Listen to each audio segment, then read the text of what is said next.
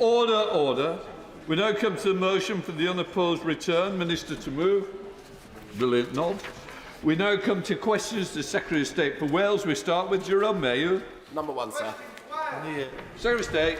Thank you, Mr. Speaker. I'm honoured to be taking my first questions as Secretary of State, and I would ask the House to remember that this Friday marks the 56th anniversary of the Aberfan disaster, which even with the passage of time remains searingly painful.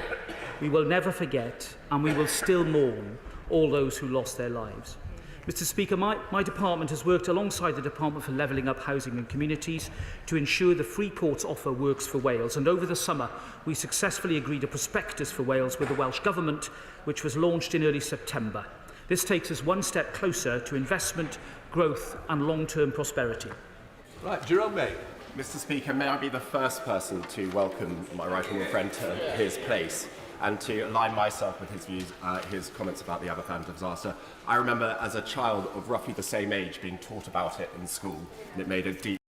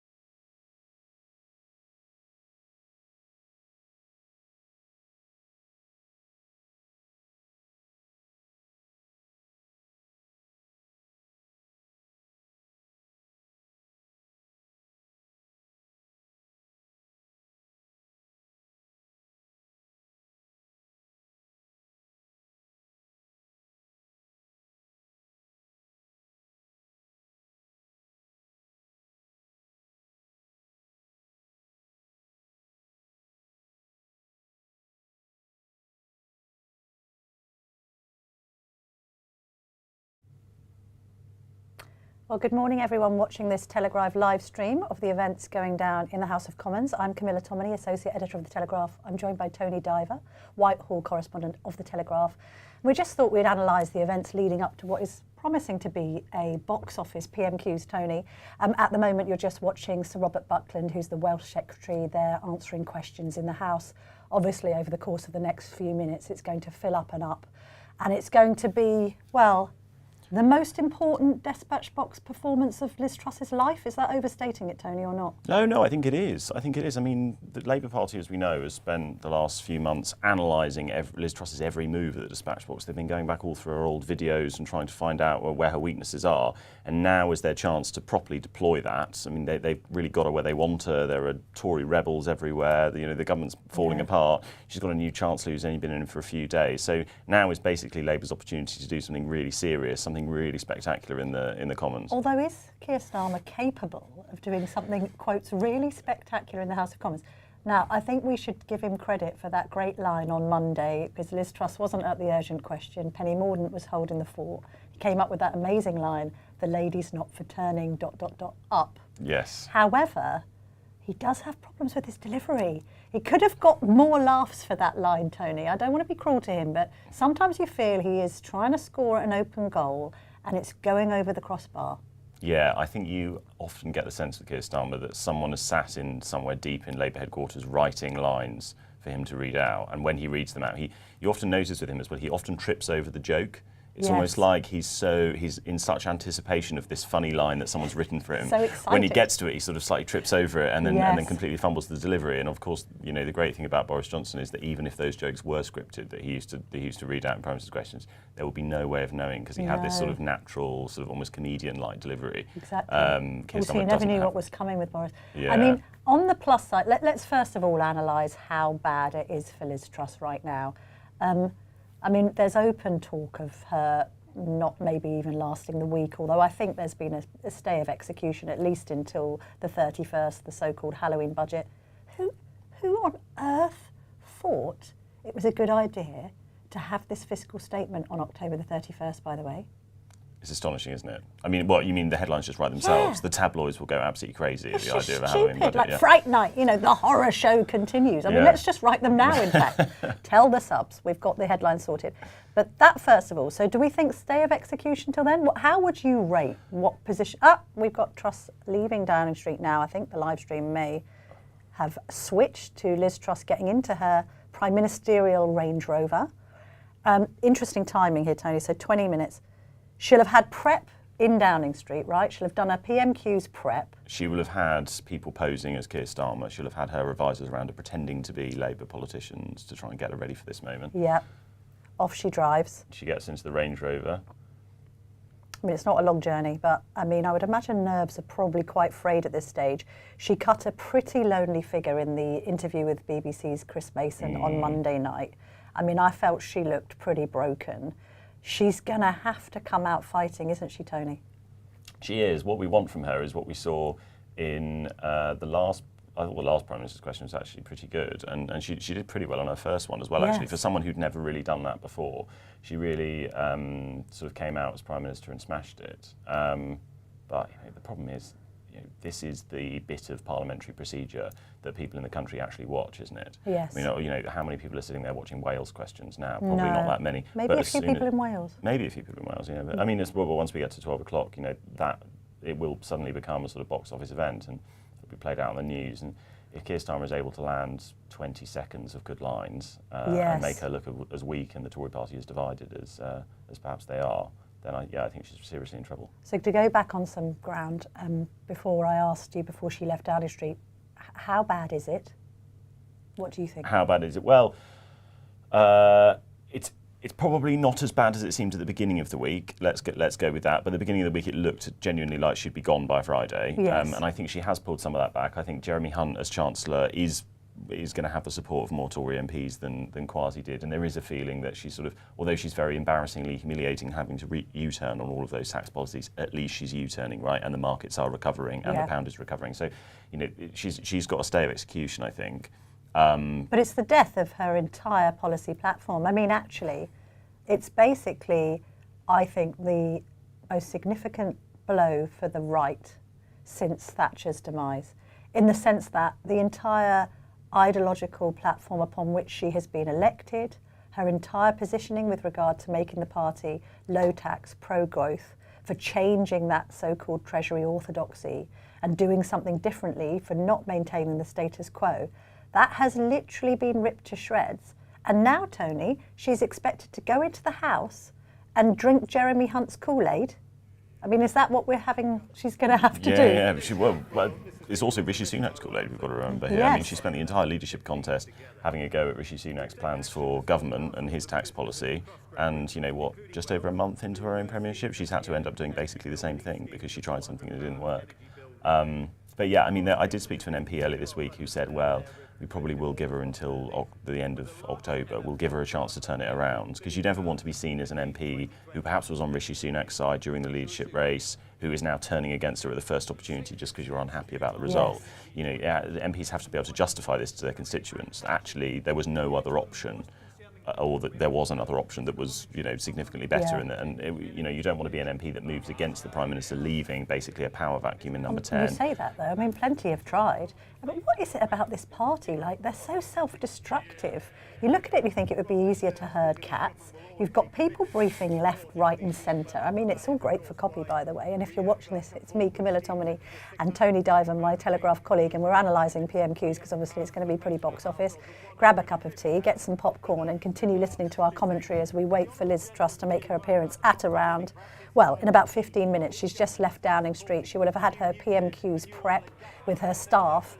And I'm discussing with Tony whether she can basically save her premiership on the basis of the next 45 minutes.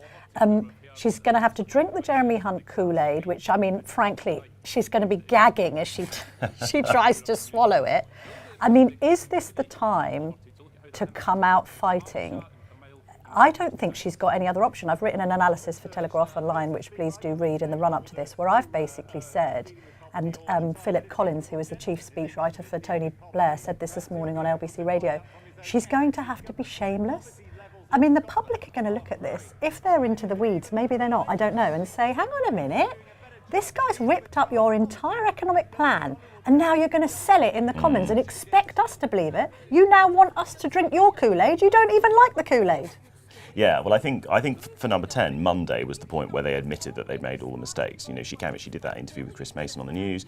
She said she was sorry, she apologised. She's done the rounds of groups of Tories last night and the night before, having, you know, drinks receptions and meetings in Parliament and all the rest of it. She's really sort of on the charm offensive now, saying, I'm sorry, we made a mistake.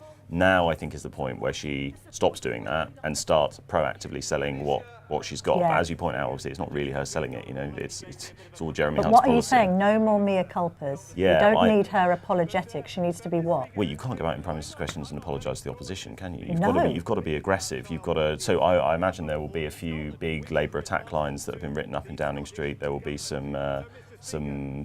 She'll be going on the offensive basically against Keir Starmer because she's already, in her mind, she's already done the sort of.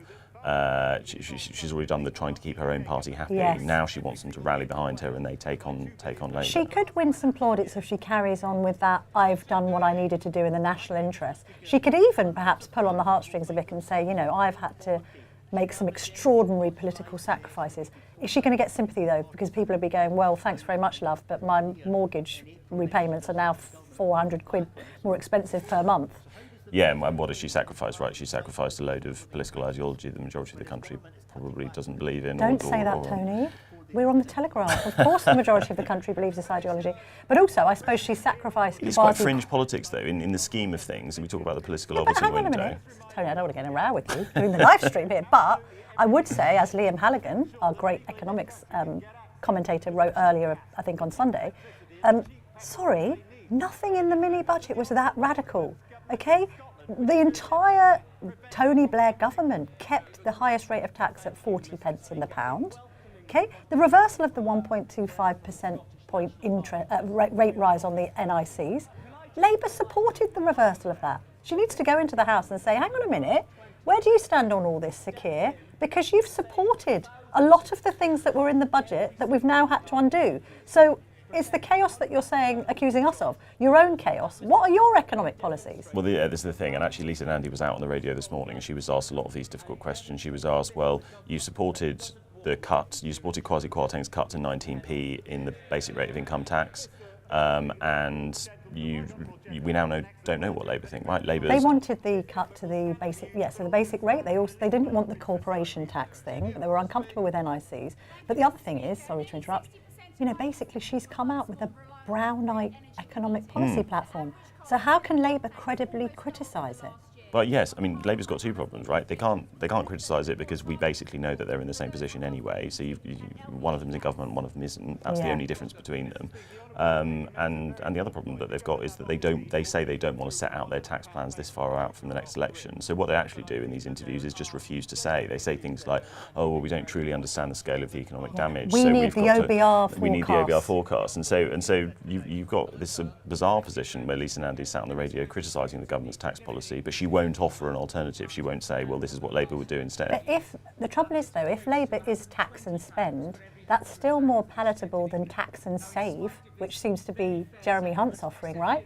Oh, what, you're going to tax us more and not spend more on public services? You're going to cut them? Oh, that doesn't sound very attractive. You know, there has been all this Matt Goodwin research you were saying about, oh, maybe it is fringy ideology that nobody really wants, that the public doesn't want tax cuts. By the way, I don't understand this mentality. I've never met a person in my life outside of a polling group that says, I would like to be taxed more. Oh, please take more of my wages. For God's sake, what are people talking about? But anyway, the whole country's gone mad. So, OK, we're a bit more Corbynomically minded, but surely the challenge for Labour, if you're going to not cut spending and you're going to give doctors, nurses and policemen and firefighters all a pay rise, are you then going to tax us more? Where's the money coming from? And then surely people will balk at can we be taxed anymore? Is it even physically possible, Tony? And that's the attack line for Truss, isn't it? Well, yes, that's the thing. Tax burden is at an all-time high. Even there was an interesting graph doing the rounds the other day that shows even if you had followed through on the mini-budget, you'd done all of Kwasi's tax cuts, the tax burden compared to 2010 levels would still be ridiculously high. So yes, that is the argument that she will probably make. She needs to make the argument that this is still a low tax government, even though she hasn't gone through this is an with impossible those ask, policies. isn't it? But I mean, the interesting thing we saw the other day, Rupert Harrison, who was one of the key advisors during the George Osborne period in the Treasury, the austerity period under David Cameron, he's now back in the tent. He's now working for Jeremy Hunt. So all of that sort of Jeremy Hunt fat trimming that you're going to see in Whitehall, trimming government departments and all the rest of it, we've got austerity 2.0. That's wonderful. Let's have the government working out of a shepherd's hut. We can go and hug some hoodies and we can feel like it's 2005 all over again. You're watching the scenes in the House of Commons. At the moment we've got Welsh questions. We're waiting for Liz Truss, the Prime Minister, to arrive in the chamber. Will it be to boos or cheers, Tony? Well, it would be both, won't it? Right? Mixture, yeah. But who's going to be? Do we think the boos will win out? No, I think the boos probably will win out. Actually, yeah. Oh, having seen it last week, the Tory, that was actually the worst thing. Of course, Labour sort of smelled blood and were making a lot of noise. But actually, the worst thing for Liz Truss was that the Tory benches just were completely quiet. Silent. That is the real. I mean, I was talking to someone the other day who'd done Prime Minister's questions, who'd sat on the opposition side of the box. And they talk about the sound of a roaring train. Is this one of your cosy meetings with Jeremy Corbyn? Yes, He and I go for a pint 3 times a week. I know you do, yeah. He goes for pints for everyone at the Telegraph. Yes, sorry. And this is almost the sound of the roaring train going past you as you stand up for that first question. Your own MPs are cheering you on. You can feel the energy behind you. Imagine standing up in front of that dispatch box with the other side of the house jeering at you, basically, and you've just got no support on your side. I mean, you've got to think that mentally that must make it very difficult to get through that 45 minutes. I'm speaking to Jeremy Corbyn's best friend, Tony Diver, who's the Whitehall correspondent of the Telegraph. I jest, obviously. And I'm Camilla Tominey, associate editor. We've got all 10 minutes to PMQs. We're counting down and we're providing some commentary because we think it's going to be box office. I mean, it could be a damp squib. She could kind of go like full robot. Having said that, I do think that Liz Truss is better in this kind of environment than she is in a seated interview. I remember at the hustings, she's a funny woman because actually in person, she's a lot more relaxed. Of course, you interviewed her, didn't you? With the Telegraph hosted their own hustings. I've interviewed her a couple of times, like on display, so to speak, but I've also chatted to her quite a lot behind the scenes. And behind the scenes, she's quite fun, she's funny, she's got good bants, she can be spontaneous, she's very dry-humoured, and yet she goes on screen and we don't see any of that. She's like the Maybot Mark II. What's all that about? Like, have you had private interactions with her? What do you think she's like? Well, this is what everyone says about her. Everyone says that actually she's incredibly charming. And so you imagine perhaps that in these meetings that have been going on in Downing Street and in the House of Commons this week, where she's been trying to sort of win back the support of MPs, perhaps she might have managed it, but we just don't see any of that when she goes out on the TV. I mean, weirdly, I think you reported this. She did okay with the One Nation group. She did okay with the ERG. In those sorts of environments, I mean, maybe is it when she's good, and when she's bad, she's horrid, in the sense that some politicians, if everything's going well for them, for instance, she was on fire, wasn't she, in the Tory leadership race because she knew she had the backing of 2/3 of members. So it's like, yeah, she can be herself, she can show some Thatcherite kahunas. But when everyone's against her, God, it's so much more difficult when you're in the bunker, I guess. Well, yeah, I mean, and you think back as well to when she was Foreign Secretary and she was putting through the Northern Ireland Protocol Bill. She was given the Northern Ireland brief basically when Lord Frost left the Cabinet Office. That was seen as something that she could really own. That there was a lot of energy in that department when she was doing that. People in the ERG, would talk about how fantastic she was the whole time. People walking around Parliament would be talking about, what a great job Liz Truss is doing. They did feel that there was some energy around her. She's not a sort of Theresa May politician where actually you might think she's quite competent, but no one's excited about her. Yeah. I don't think that is true of Liz Truss. But it did feel like she got into government, she had this legislative agenda she wanted to put through, and there was just no support for it. And it felt like she was really wounded, actually. More MPs are now streaming into the House of Commons for PMQs. I just noticed that Therese Coffey has strategically positioned a bottle of water right near where Welsh Secretary Robert Buckland is currently concluding his Welsh questions. So obviously she's primed as Deputy PM to look after the PM today. Who do we think will be by her side? Obviously Jeremy Hunt. I mean, the Cabinet's going to have rictus grins on its faces, aren't they? Actually, that's a decent question, Tony. Kwasi Kwarteng. Do you think he's going to make an will he appearance? turn up? I don't think I would if I was Kwasi, actually. I No. don't think I would sit on the backbenches. I mean, we haven't seen much of Boris, have we? Someone told me the other day that he was in Costa Rica. Nothing would surprise me. sitting on the beach. I think he's just pocketed 350 grand from doing a speech in America. Yeah, I don't think I would be sitting on the backbenches if I was Tell you him. who is going to be on the backbenches, Sajid Javid. We think he's tabled for a question. How dodgy could that be, Tony?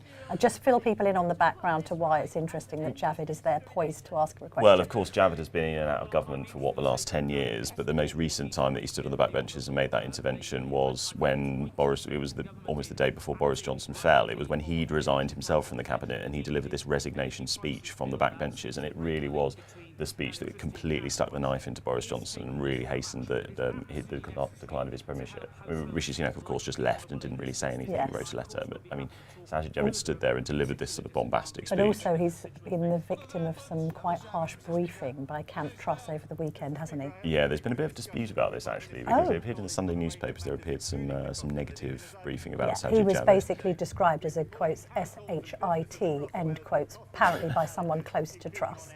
But which you imagine is prompted by that resignation speech in the Commons. Yes. You know, that's why he's not liked by number 10. But then, of course, it was raised in a meeting of the One Nation group in Parliament on Monday night, where one MP, Guy Opperman, former pensions minister who himself was sacked by Liz Truss when she got into government, said to her, well, you know, why have you been briefing against your colleagues? Why have these anonymous quotes been turning up against Sajid Javid, Michael Gove, people like that? You know, serious Tory politicians, but ones who the government doesn't particularly agree with.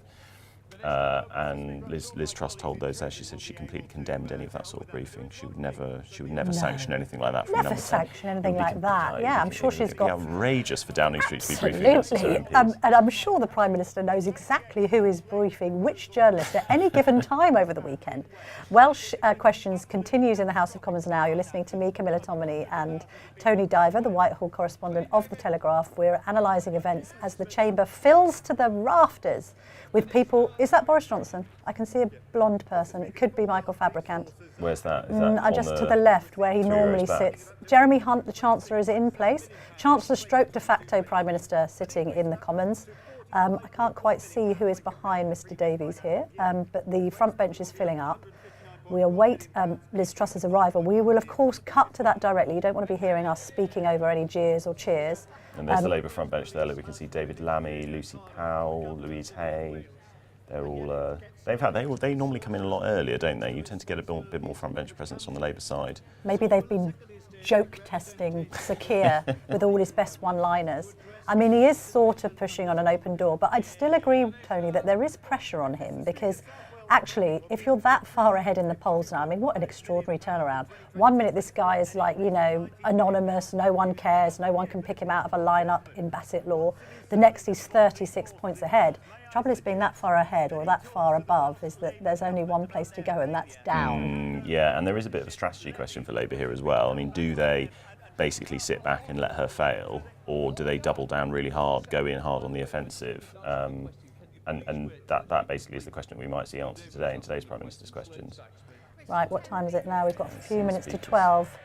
I always think if you were asking a question in Wells questions, you'd want it to be right at the end, wouldn't you? Because there's absolutely no one there at the beginning, but by the end you've got the entire parliament. Anne-Marie Trevelyan is now coming in the pink, the Transport Secretary. Robert Backlund is still speaking. We can see Jeremy Hunt there, the Chancellor, who has been instrumental, of course, in,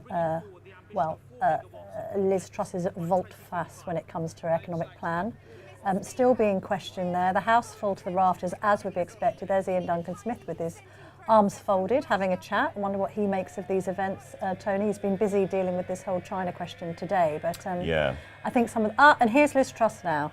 Power dressing in a white blouse and a blue suit. You see their MPs slapping their thighs. Well, we love a bit of thigh slapping. If you can't slap your anticipation. thigh in Westminster, where can you, Tony? Let's wait for this to conclude. Richard Holden in the background there.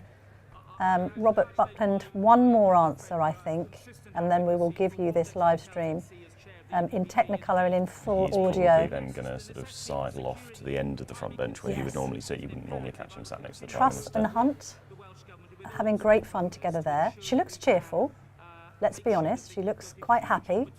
She looks poised.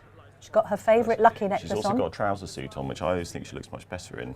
Do you, Tony? She's sort of power dressing. I think that's. Should we tell the fashion desk that as well as covering Whitehall, you might want to have some red carpet action. Maybe I could do a love sort this. of political fashion. Maybe. I'm interested in that necklace, though. We must do a piece on it because she wears it every time. I think Yeah. it must be a gift from the daughters or something. I think she said during the campaign it was a gift. We're just concluding Welsh questions here. We're waiting for Liz Truss to take to her feet. We've only got a couple of minutes to go. I'm joined by Tony Diver. Thank you for listening to this commentary of our live stream. Obviously, we're going to give you the audio straight away and not speak over it as soon as the Prime Minister takes to her feet. We're expecting a question from Sajid Javid, which could be #orcs, because over the weekend, Liz Truss's team, or someone from the team, even though the disputer apparently described him as an SHIT. Let's hear what he's got to say. Some of the damage can be friendly fire, can't it, Tony? I mean, it's all very well wondering what the opposition might say. What if somebody stands up and starts saying, I don't have confidence in this Prime Minister on the Tory benches? That's lethal. Well, that's right, and we did see a bit of that right at the end of Boris Johnson's premiership. But of course, we've also got a bit more parliamentary action going on today after PMQs. Labour's put down a motion which would basically allow them to take control of Commons business, and they want to use that to ban fracking. But Craig Williams, the Deputy Chief Whip, has told Tory MPs, that vote's happening later tonight, told Tory MPs that it's basically a confidence vote in the government, and they've been given a 3-line whip to vote against it. So we could see tonight the government has basically forced itself into a confidence vote on Liz Truss's premiership that's happening later on, and it's been brought by Labour, and it's about fracking. So this is a slightly bizarre situation. Yeah. But the bottom line is, you know, the government, the confidence of Tory MPs in the Prime Minister will be tested tonight. And I was actually, just before we came live on air, I was talking to one rebel, and she said she might vote against. So. Oh my goodness me! It doesn't rain, it pours. Right, Sir Lindsay Hoyle is now at his feet, so I think we're going to go to this live stream straight away. First question. Question number 1, please, Mr. Speaker.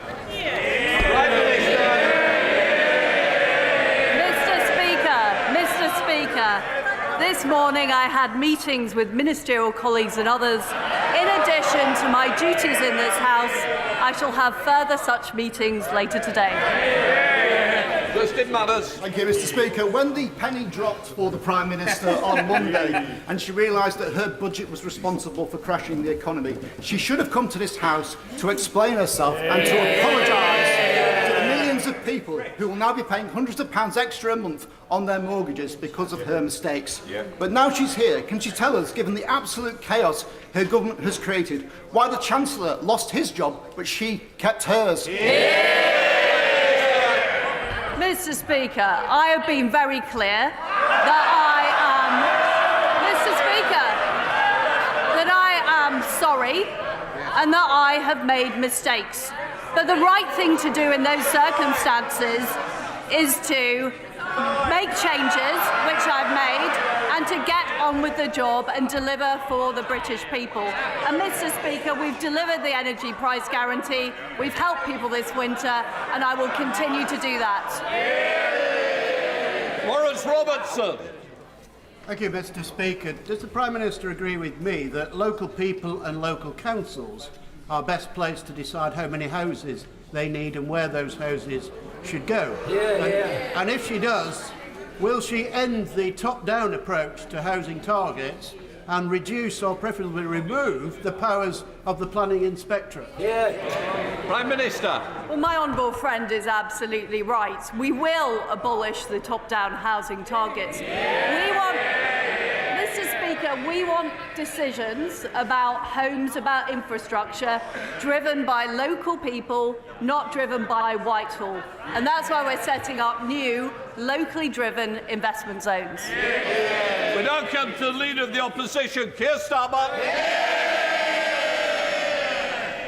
Thank you, Mr. Speaker. A book is being written about the Prime Minister's time in office. Apparently, it's going to be out by Christmas. Is that the release date or the title? Prime Minister. Well, Mr. Speaker, I have been in office for just under 2 months, and I have delivered the energy price guarantee, making sure that people aren't paying £6,000 bills this winter. I've reversed the national insurance increase, and I've also taken steps, and we will be taking steps, to crack down on the militant unions. Now, what, Mr. Speaker? I think, Mr. Speaker, that is more of a record of action than the honourable gentleman in his 2.5 years in the job. Keir Starmer. Mr. Speaker, last week the Prime Minister ignored every question put to her. Instead, she repeatedly criticised Labour's plan for a 6-month freeze on energy bills. This week, the Chancellor made it her policy. How can she be held to account when she's not in charge? Well, Mr. Speaker, our policy is to protect the most vulnerable for 2 years. But I had to take the decision, because of the economic situation, to adjust our policies. I am somebody who's prepared to front up. I'm prepared to take the tough decisions. Unlike the honourable gentleman, who hasn't done anything on businesses, he's done nothing to say he'll protect people after 1 year. He's got no plan. Here's Starmer.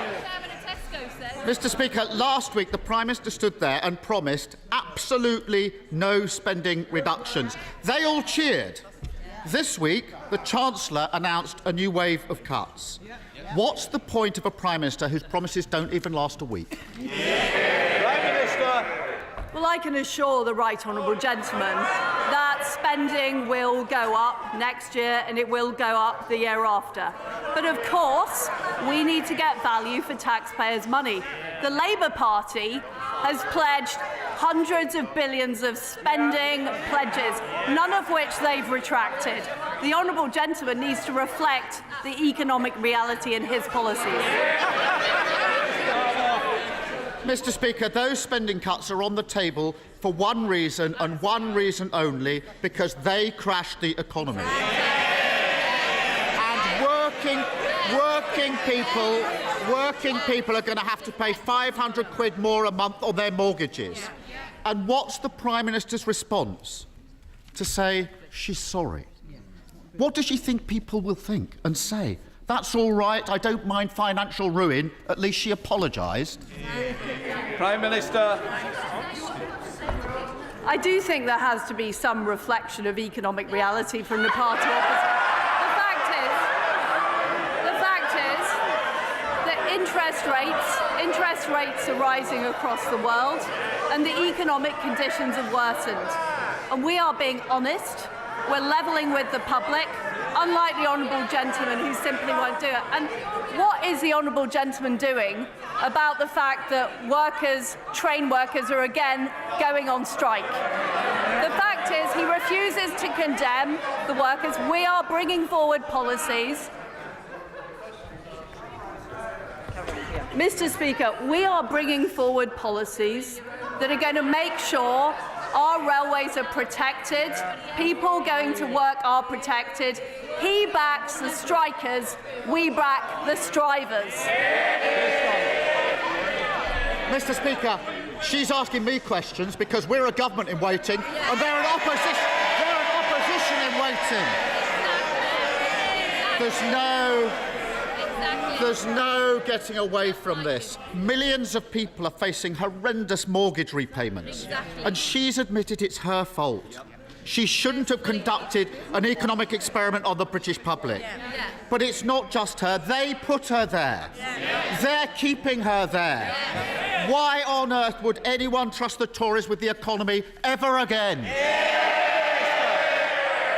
Well, I notice, Mr. Speaker, he's not actually objecting to a single economic policy that the Chancellor announced on Monday. He's refusing to condemn the strikers. We're on the side of working people. We're going to legislate to make sure we keep our railways open. The honourable gentleman refuses to do anything. Here's Starmer. Mr. Speaker, the only mandate she's ever had is from members opposite. It was a mandate built on fantasy economics and it ended in disaster. The country's got nothing to show for it except the destruction of the economy and the implosion of the Tory party. I've got the list here. 45p tax cut, gone. Corporation tax cut, gone. 20p tax cut, gone. 2-year energy freeze, gone. Tax-free shopping, gone. Economic credibility, gone. And her supposed best friend, the former Chancellor, he's gone as well. They're all gone. So why is she still here?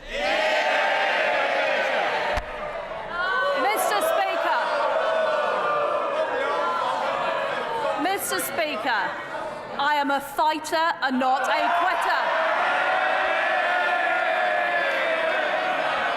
I have acted in the national interest to make sure that we have economic stability. Prime Minister. Order. Order. I'm going to hear the Prime Minister. I suggest that all members need to hear the answer. Prime Minister. Mr. Speaker, I am a fighter and not a quitter. We have delivered on the energy price guarantee. We've delivered on the energy price guarantee. We've delivered on national insurance. We are going to deliver to stop the militant trade unions disrupting our railways. The honourable gentleman has no idea, he has no plan, and he has no alternative. James Grundy.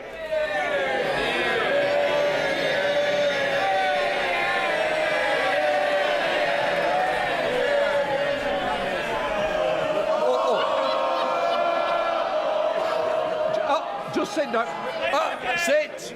Can I just say, he's obviously the more popular choice. Come on, James Grundy. You've got a future. Would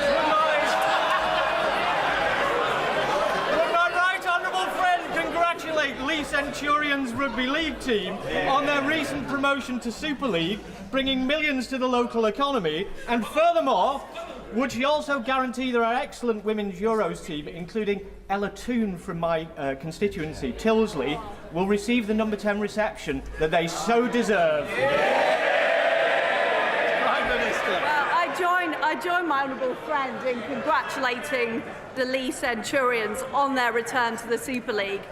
I had the huge privilege of meeting the Lionesses last week, a fantastic team who won a major tournament for us. We will host the Downing Street reception as soon as their training programme makes them available. I look forward to Rugby League invite as well. Let's now come to the leader of the SNP, Ian Black. Thank you, Mr. Speaker. After 10 U-turns in 2 weeks, we're left with a Prime Minister in office, but not in power, and families are paying through the teeth for her mistakes. Her latest broken promise has put pensioners in the front line of Tory cuts. So, can the Prime Minister perhaps turn to her Chancellor right now, get permission to make another U-turn, and commit to raising the state pension at the rate of inflation? Prime Minister. I honestly don't know what the honourable gentleman is talking about, because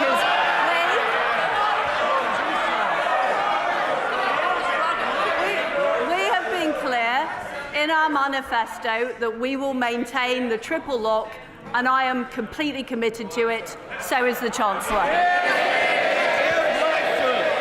Well, Mr. Speaker, it's no surprising that the Prime Minister's approval ratings are collapsing with an answer like that. The worst polling result for any Prime Minister in history.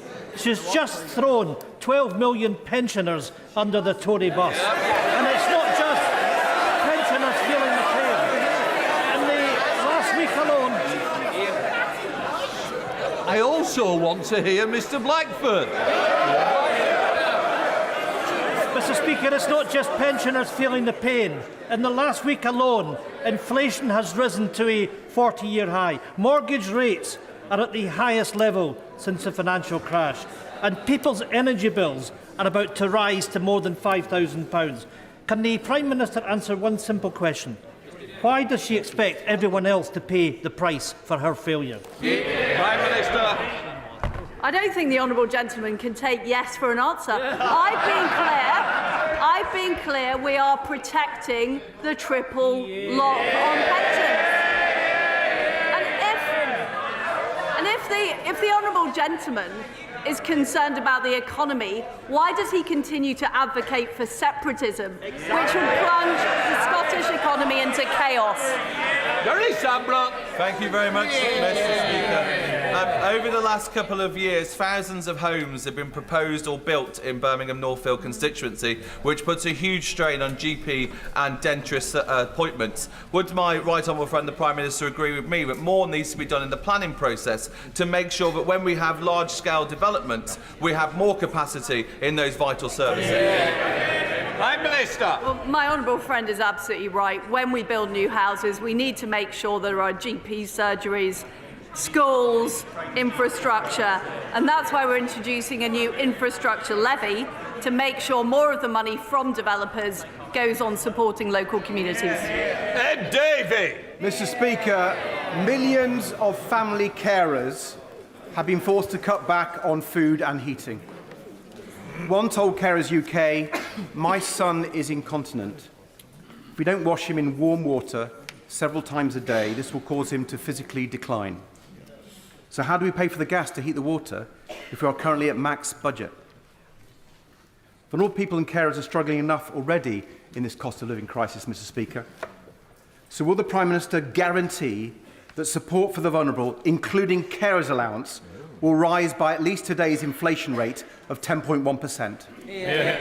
Prime Minister.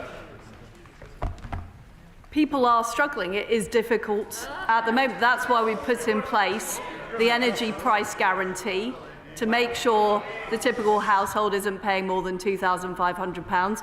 It's why we've supplied an extra £1,200 of support to the most vulnerable. And I can assure the Right Honourable Gentleman we will always support the most vulnerable. They will be our priority. Hey, Jones. Thank you. Thank you, Mr. Speaker. Brecon and Radnorshire has a proud military footprint. Not least the Cambrian Patrol exercise, which I visited last week. It is considered the Olympic gold medal in infantry training, attracting teams from across the world to compete in a 60-kilometre march over 2 days in the Brecon Beacons. Will the Prime Minister join me in congratulating all those who took part, not least the team of Gurkha soldiers from the Infantry Battle School in Brecon who took home a coveted gold medal, further cementing Brecon's special place in the UK Armed Forces? Well, I join my honourable friend in thanking everybody at Brecon Barracks who organises the exercise Cambrian Patrol each year. It is a world-class training exercise, and I congratulate Brecon's Gurkha soldiers for their fantastic achievement of a gold medal. Well done. Dr. Philippa Whitford. Thank you very much, Mr. Speaker. It took just 5 working days for the Prime Minister to crash the pound, damage pension funds and send people's mortgage costs spiralling. Her new Chancellor may have reversed almost all of her policies, but the damage has been done and we now face yet another round of Tory cuts and austerity. So I'd like to ask the Prime Minister and those sitting behind her, why is she still at the dispatch box, and when will voters get their say on this disastrous government? Prime Minister. We are facing very, very difficult economic times. I took the decision I had to in the interest of economic stability. And what is important is we work together, including with the SNP, to get through this winter and grow the economy. David Jones. Thank you, Mr. Speaker. The Prime Minister is to be commended for securing the passage of the Northern Ireland Protocol Bill through this House without amendment before the summer recess. Can she confirm that it's the government's intention that the bill should remain unamended, and in particular that the European Court of Justice should have no jurisdiction in any part of the United Kingdom? Prime Minister. I am completely committed to the Northern Ireland Protocol Bill. It deals with the very specific issues we face in Northern Ireland, the free flow of trade, and also making sure that the people of Northern Ireland are able to benefit from being part of the United Kingdom. And I can tell my honourable friend that any negotiations will reflect the same position that is in the Protocol Bill. Dame Hillier. Mr. Speaker, we understand that this afternoon's vote on fracking is deemed a confidence vote in the Prime Minister. Can she give us any reason why her own backbenchers or anyone in this country can have confidence in her after her policies have caused chaos in the markets and wrecked the economy? Prime Minister. Mr. Speaker, we do face very difficult economic times. I have been honest about the mistakes I have made, but what I don't apologise for is the fact that we have helped households through this winter, through the energy price guarantee, the fact that we've reversed the national insurance rise, and the fact we are taking action to get our railways running rather than being disrupted by the militant trade unions she supports. John Barron. Mr. Speaker, there's been a number of low points recently, including the Republic of Ireland's football team singing pro-IRA songs in the changing room. We should never forget the sacrifice of those who paid the price to maintain the peace during the Troubles. Closer to home, recent events meant that spending is going to be more constrained than originally thought. May I encourage the Prime Minister to ensure that we retain compassion in politics in these decisions, including maintaining the link between benefits and inflation? Will she do that? Prime Minister. We are compassionate Conservatives. We will always work to protect the most vulnerable, and that is what we did with the energy price guarantee. We are going to make sure the most vulnerable are protected into year 2, and I'm sure the Chancellor has heard my honourable friend's representations on the contents of the medium-term fiscal plan. Stuart Malcolm MacDonald. Thank you, Mr. Speaker. Mr. Speaker, like the public at large, I've supported the government in terms of the actions it has taken to support Ukraine, not least because of what's at stake there. But right now, in order to maintain that support, as the public deals with rising prices, inflation, mortgage costs and much else, Ukraine fatigue is a real and present danger. And I'm afraid to say to the Prime Minister, she is now an active driver against that public support that has so unified many of us, that has so unified many of us to do what needs to be done. So in a time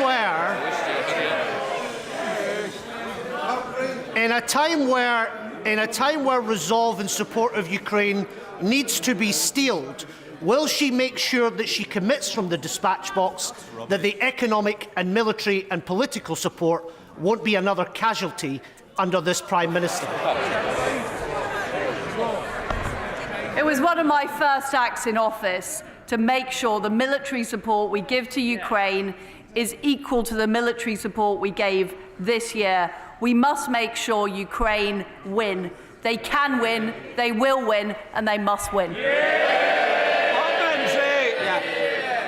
Mr. Speaker, I would like to thank the Prime Minister for sticking by her words and giving communities in Fylde the final say on fracking. But as always, the devil is in the detail. Can the Prime Minister assure me that local consent will be measured independently and transparently, and under no circumstances will fracking companies be directly engaged in assessing local consent? And if people in Fylde say no, that view and that decision will be respected and acted upon by this government? Well, I very strongly agree with my honourable friend. I know this is something he cares deeply about. I can assure him that we will consult on the robust system of local consent, give clear advice on seismic limits and safety before any fracking takes place. And the consultation will consider all of the relevant people, the regional mayors, the local authorities and parishes, as well as the concerns of those directly affected. And my right honourable friend, the Business Secretary, will be saying more about this later today. Kate Osborne. Thank you, Mr. Speaker. Privatisation does not work. It doesn't work for our NHS. We have another Amber Alert in the NHS Blood Service, a service that this week's Chancellor sold when he was Health Secretary. And it doesn't work for our postal service, with Royal Mail Group taking £758 million in profit last year, yet our universal service obligation is at risk. Workers' pay conditions and 10,000 jobs are at threat. Will the Prime Minister continue to let obscene amounts of profit be made while services are cut and stamp prices rise, or will she launch an inquiry into the gross mismanagement of Royal Mail? Prime Minister. What we need is an efficient postal service that delivers for people across this country, and that's what I'm focused on, not making ideological points. Duncan Baker. Thank you, Mr. Speaker. Thank you, Mr. Speaker. When I was in business, it was a real privilege to employ very many talented, bright young people. I always found that when you believed in somebody, when you gave them the opportunity, they went on to thrive in their career. That's why tomorrow in North Norfolk I'll be launching my new scheme, the 100 Apprenticeship Challenge, to drive 100 new apprenticeships all over a rural constituency. Would the Prime Minister please thank not just my DWP office and Julia Nix, who's been fantastic, the district councils, the county councils and an awful lot of stakeholders who worked for over 6 months to deliver this fantastic scheme to drive growth and jobs for young people across my constituency. I do want to thank Julia and her team for the fantastic job they're doing, and also you as the local member of, my right honourable friend as the local member of Parliament. Apprenticeships are a fantastic way for people to learn and gain experience, and I'm proud that we've created 5.1 million apprenticeships since 2010.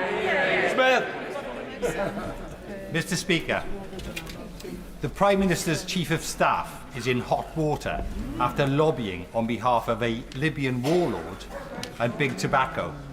It turns out he's also lobbied for PPE giants Sante Global. Is it wise to have a lobbyist at the centre of Downing Street? Prime Minister! Mr. Speaker, all appointments in Downing Street are properly checked through the propriety and ethics process, and that is the way that we do it in a completely impartial way. Andrew Mitchell. Thank you, Mr. Speaker. When my right honourable friend was Foreign Secretary, I know that she was acutely aware of the importance of British soft power acting in our national interest. Will she confirm today the promise we both made in 2010 when this government first came into office, that she will not balance the books on the backs of the poorest people in the world? Minister.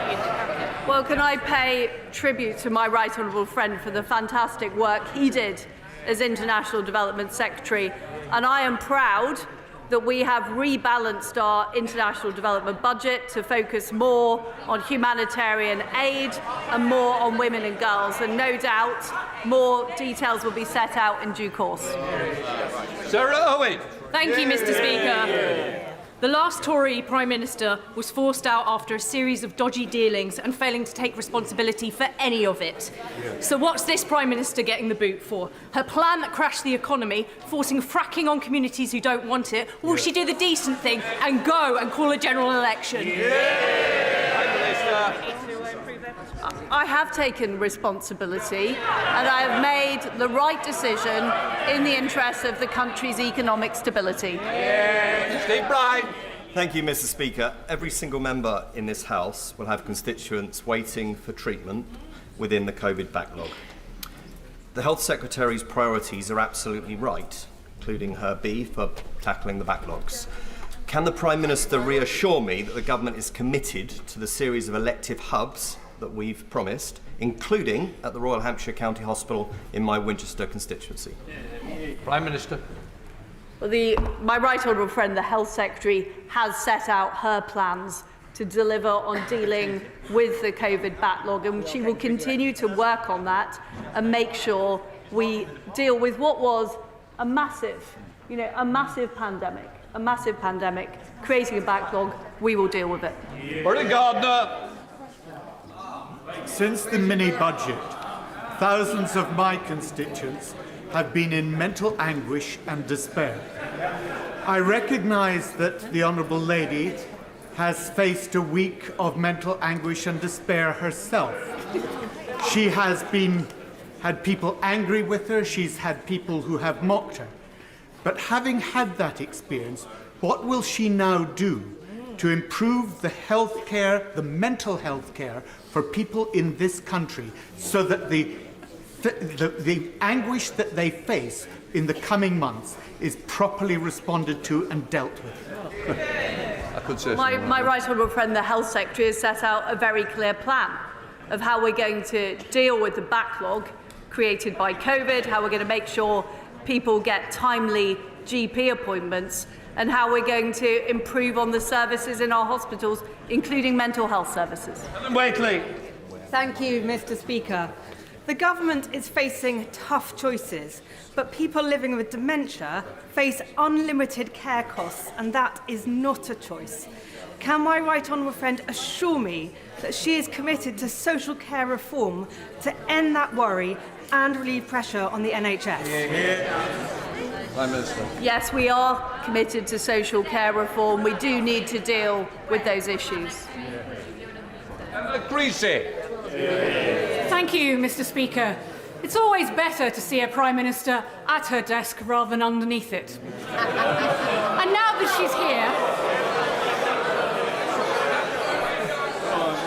she's here, I wonder if she could tell us why next week this House will be discussing legislation that will abolish vital protections on pension payouts. It will abolish our right to watch the Olympics free of charge and airline consumer laws. How is any of the retained law bill in the British interest? Prime Minister. Well, Mr. Speaker, I think we have yet another example of somebody who doesn't want to support the British public's decision to leave the European Union in 2016. Isn't it quite incredible, Mr. Speaker, that 6 years after people voted to leave the European Union, there are people who object to taking EU law off our statute books. Now, I'm a Democrat. I respect what British people voted for. I suggest the Right Honourable Lady does the same. Richard Graham. Mr. Speaker, 30 years ago, the Westminster Foundation for Democracy was created out of the war in Bosnia so that democracies could flourish and freedom and prosperity come with it.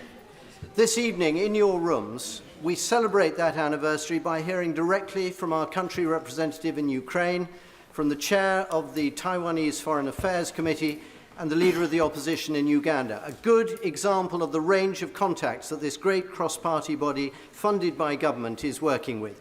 Can I ask the Prime Minister if she agrees that this is a vital contribution by our government and our people to democracy around the world, and will she encourage members around the House to join us this evening? Prime Minister. Well, the Westminster Foundation for Democracy does a fantastic job, and I think we know from what has happened in Ukraine, the appalling war perpetrated by Vladimir Putin, just how precious democracy is and how much we need to do to work with our friends and allies to protect democracy around the world. And I do encourage colleagues from all sides of the House to attend the event tonight. That now completes Prime Minister's questions. I'll let the House clear.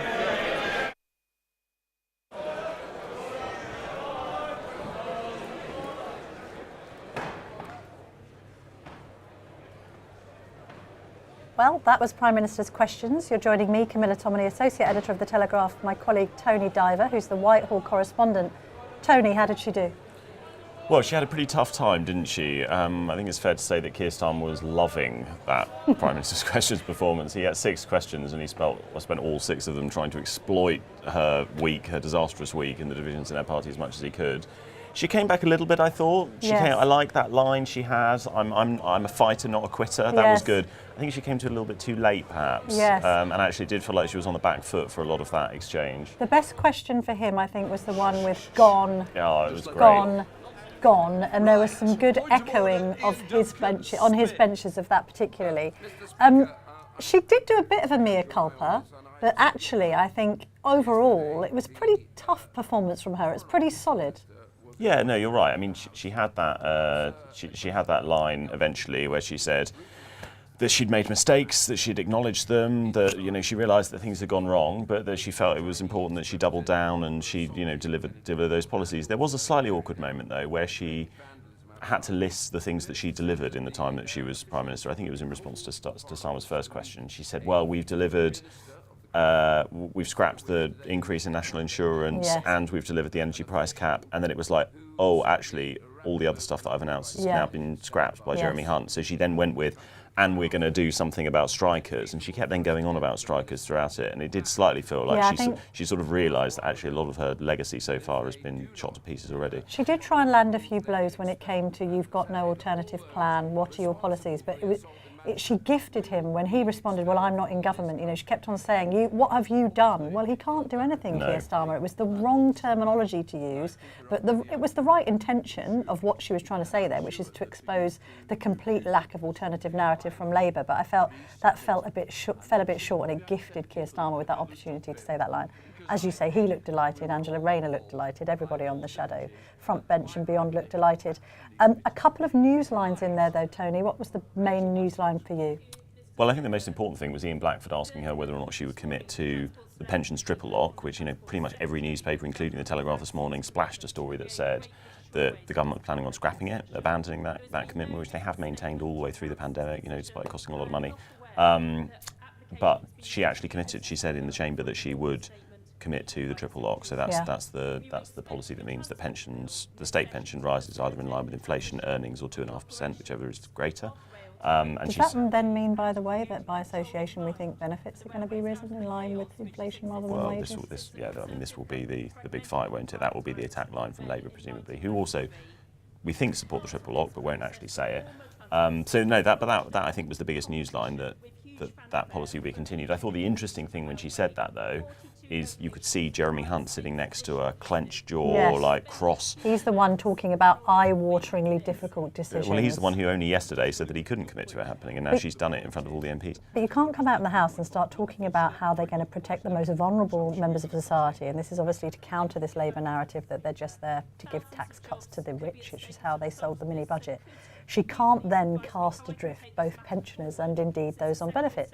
In fact, it's a quite easy political argument for the Tories to make on benefits, which is to say, as Ian Duncan Smith would, actually, if you give poorer people more of their money, then they're likely to spend more of their money. So it's the same thing, although, again, the counter-argument to that is that full-time workers aren't getting these sorts of inflation-linked wage increases, are they?